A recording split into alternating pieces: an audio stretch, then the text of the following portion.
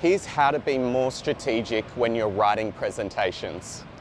So the biggest mistake that I see a lot of strategists and a lot of people who are making presentations make is they think the more information that you put in the deck, the more valuable it will be. That's actually 100% not what you want to do.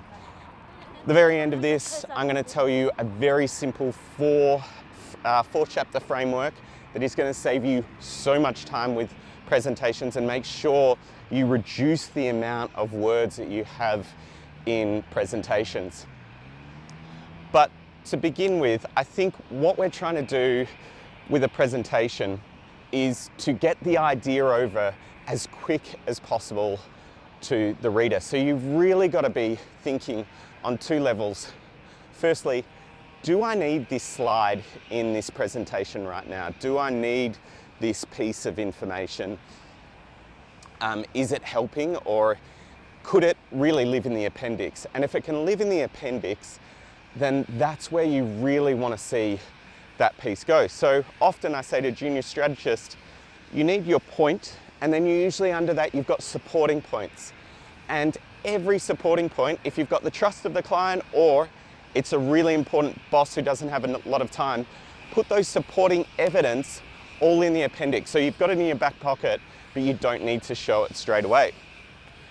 The next thing is the start and the end of the presentation are really two important parts. For a presentation to be memorable, and that's what we want with any presentation, I always suggest that the best way to start a presentation is with an analogy that links back to the main point of the presentation. So, got to run, got lights here, gonna get killed, yep, I'm getting over the road. Okay. So, the best way to start a presentation is that you want to start with an analogy or story for that presentation. So for instance, talking here, I'm talking about shortening up presentations, making them short and sharp. A story I'd start this with would be when I used to work at a creative agency, the CEO used to make us present with the Weather Channel playing in the second screen. And as soon as he got bored, or as soon as you went over 10 slides, his eyes would divert and start looking at the Weather Channel over there. So that's a really memorable story and a really interesting way to tell that story of having a short presentation versus a long one. So think of the analogy or the story in your past that really makes sense there.